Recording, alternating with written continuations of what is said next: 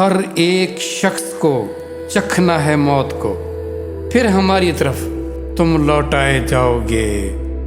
ہر ایک شخص جو موت سے بھاگتا ہے اس کا ٹیسٹ اور وہ بہت تلخ ہے، جو ہر ایک چیز کی نفی کر دے گا۔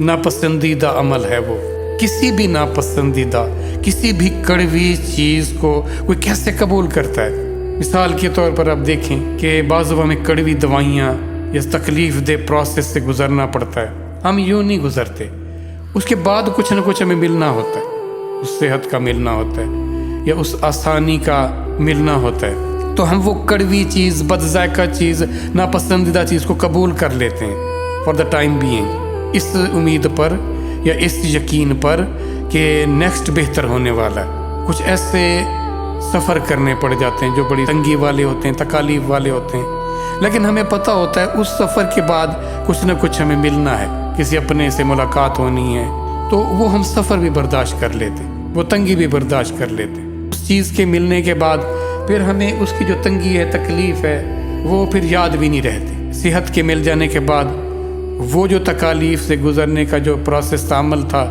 وہ بھی بعض دفعہ یاد نہیں رہتا۔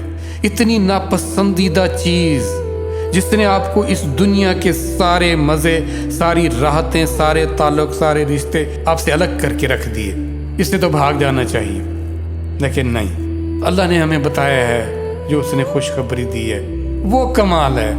ثم الینا ترجعون، تم نے پھر ہماری طرف لوٹ کر آنا ہے۔ اللہ اکبر۔ یہ دیکھیں، جس نے مجھے یہ وجود دیا، یہ زندگی کے سارے مزے ذائقے دیے، یہ رشتے تعلق دیے، اس ذات کی طرف میں نے لوٹ کر جانا ہے۔ لو جی، پھر مجھے کیا مسئلہ؟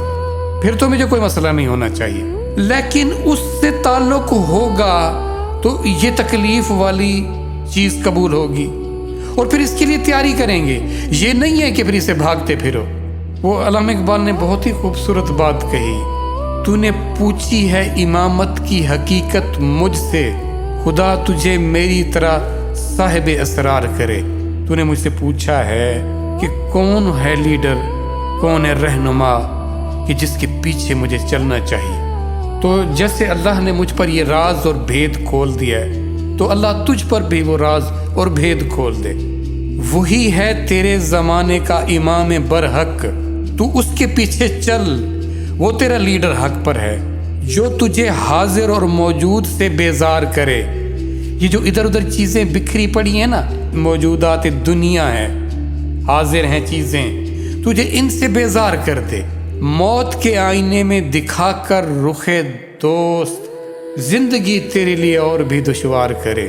تجھے یہ بتائے تیرا دوست تجھے مرنے کے بعد ملنے والا ہے۔ جب تجھے دوست کی محبت اور اس سے ملاقات کا شوق تیرے اندر جاگے گا، تو پھر یہ تجھے جینا بڑا دشوار نظر آئے گا۔ آج ہمیں مرنا دشوار نظر آتا ہے، تب ہمیں جینا دشوار نظر آئے گا۔ وہ امام برحق رسول اللہ صلی اللہ علیہ وآلہ وسلم ہے، لوٹنا ہے اس کی طرف۔ اس سے ملاقات کا شوق ہی نہیں، شوق اس لیے نہیں ہے کہ اس سے تعلق ہی نہیں، تعلق اس لیے نہیں ہے کہ اس سے ہم نے اپنے آپ کو اندھا رکھا ہوا۔ نعمتیں ساری اسی کی دی ہوئی ہیں، پر ان نعمتوں کو اس سے جوڑ کے رکھا ہی نہیں ہو۔